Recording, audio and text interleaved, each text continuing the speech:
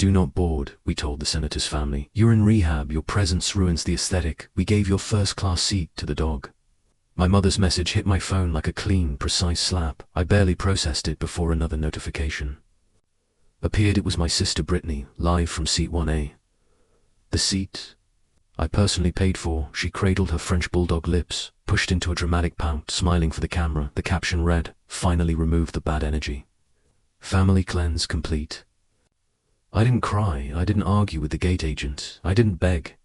I stared at the screen, and for the first time in my life, sadness never arrived, only calculation. They believed they were erasing me.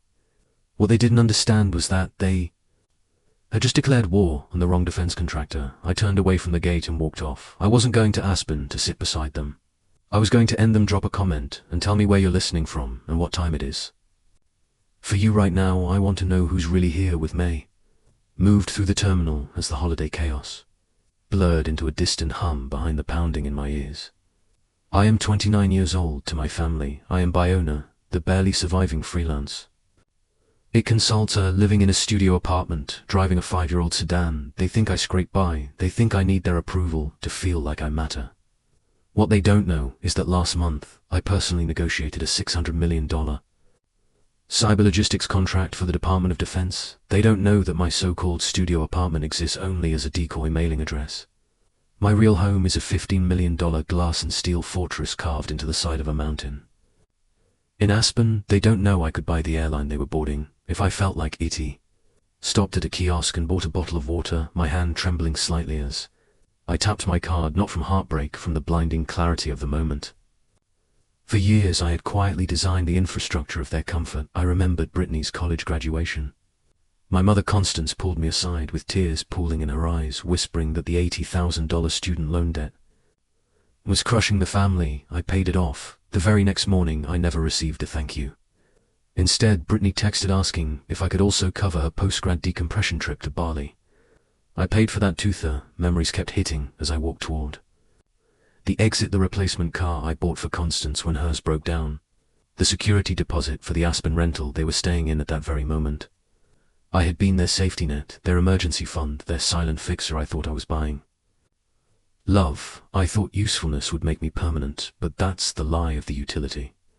Relationship in a toxic family, you're not a person, you're an appliance, a toaster, a lawnmower. You exist only as long as you perform a function in the moment. A shinier appliance appears like a fiancé with a senator for a father. You're not just replaced. You're discarded. They don't store the old toaster in a spare room, they throw it away. Constance didn't uninvite me because she was embarrassed. She uninvited me because she upgraded her supply. The senator's son came with status and influence, things my money apparently couldn't buy. In her eyes, I had completed my role. I was the bridge they crossed to reach the good life, and once they arrived, they set it on fire behind them. I stepped outside into the freezing airport air and let the cold tear into my skin. They thought they had broken me. They imagined me returning to my fake apartment to cry myself to sleep. They forgot that my profession isn't just building networks, it's dismantling threats. I opened my banking app. My balance wasn't a number, it was leverage.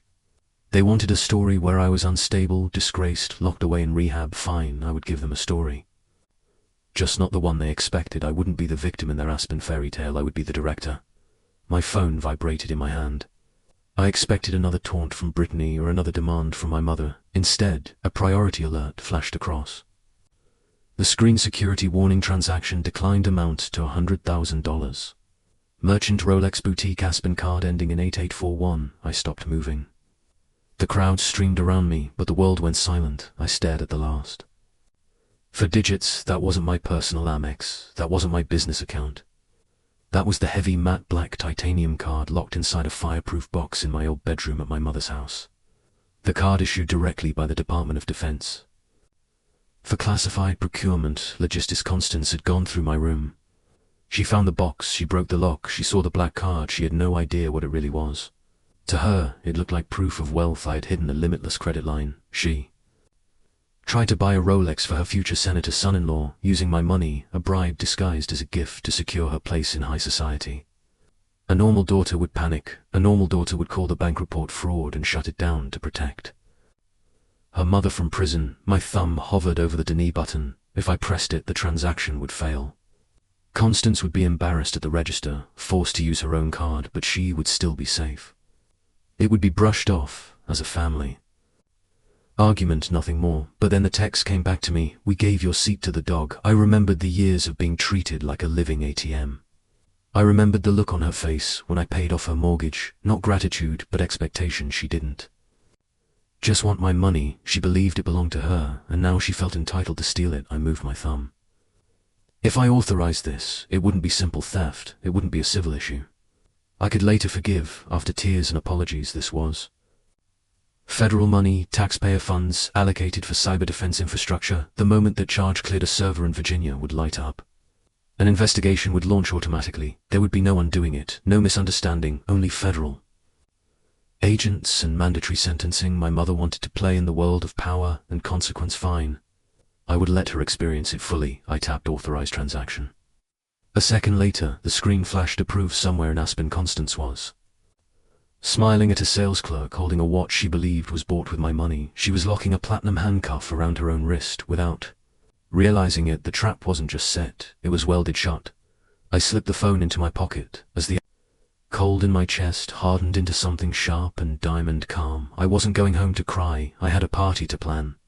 I didn't search for last-minute economy flights. I opened my encrypted contacts and dialed a number I hadn't used since the Cobble Extraction Logistics Project, i.e. the Bombardier Global 7500, I said. As soon as the broker answered, I added tarmac. In 2 hours, send black SUVs to these 25 addresses. Constance's aesthetic purge had cost her dearly by cutting out anyone who didn't fit her version of prestige. She had alienated the people who actually held the family together. Aunt Sarah with her thrift store coats, Uncle Mike with grease under his nails, Grandma Josephine, the matriarch she had shelved into a nursing home for her own good while claiming she was too frail to travel. I sent one mass message. Mum said there wasn't room for you in Aspen. She lied. A car is outside your house, packed for snow. We aren't just going to dinner, we're taking back the holiday they didn't need. Convincing, hurt, confusion, and anger turned into shock when the Escalades delivered them to the private hangar. They stood on the tarmac staring at the $75 million jet glowing under floodlights. Clutching their mismatched suitcases, Brianna, Aunt Sarah whispered, stepping closer. Did you win the lottery? Something like that, I said, guiding Grandma Josephine up the stairs. I work hard. And the government pays better than Mum thinks at 45. 1,000 feet. Crystal clinked and real laughter filled the cabin. My cousins ate caviar like popcorn. Uncle Mike reclined in a seat worth more than his truck. For the first time, they weren't the poor relatives, they were the VIPs. My phone vibrated. It was Constance. Venmo me $5,000 immediately. The rental needs a bigger deposit than expected, and Brittany wants a spa day for the senator's wife. Don't ignore me, Brianna. You owe us for raising you. I looked at the message, then out the window at the curve of the earth. She was scrambling for petty cash to impress people who didn't care, demanding money from the daughter she had erased. She thought she was squeezing the last drops of utility from me. She had no idea she was texting someone cruising at Mach 0.9 in a flying palace. I didn't reply. I didn't send money. I dismissed the alert and raised my glass. To family, I said to family. They roared back below us. The Colorado peaks drew closer. The SUVs climbed the private road, tires crunching on heated pavement, melting snow instantly. The trees parted, and there it was, my home, a cantilevered structure of steel and glass, hanging over the mountain, glowing like a lantern in blue twilight. Who lives here? Uncle Mike asked. I do, I said. Silence filled the car. It wasn't just a house. It was a statement, a $15 million answer to every time my mother called me unambitious. Inside staff, I paid, triple, had the fire roaring. I seated Grandma Josephine at the head of the table. No kids' table tonight. She looked at the crystal, the orchids, then at me, with wet eyes. Your mother said you were struggling, Mum. Says a lot of things. Tonight we look at the truth. Dinner was excess truffle, risotto, Wagyu wines, older than my cousins. For once no one counted bites, no one argued. They were happy, but the real course was the view. I asked everyone to look north. The blinds rose. Below us sat the rental, small and dark. From above I could see figures moving. Constance. Brittany, the senator's son. Is that your mum, Aunt Sarah asked it as I said, and she can see us too. I pressed a button outside a 40-foot LED wall, ignited facing them, projecting our live dinner, their snowbank lit up. With Grandma Josephine laughing, my phone rang instantly. I put it on speaker. "What is happening?" Constance screamed. "I'm right above you." "Mum, look up." I raised my glass. The screen mirrored me. "Turn it off," she shrieked. "You're humiliating us, am I?" I thought I was in rehab. Crazy people do crazy things. "Enjoy your turkey, Mom." I hung up below. She threw her phone. Above us cheers erupted, but I watched her pacing. She wasn't finished. She escalated. 12 minutes later, sirens cut through the house. Not police, a private ambulance. Constance rushed in with a disgraced doctor and orderlies. She claimed psychosis, addiction, delusion, Darvo. In action, she denied, attacked, reversed roles. "I own this house," I said steady. "She's squatting," the doctor declared.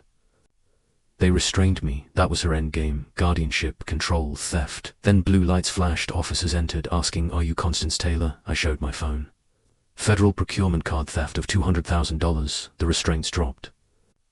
Instantly, she was arrested. Brittany was blocked. Grandma smiled. Peace requires boundaries, teeth, and proof. The wind tasted like freedom.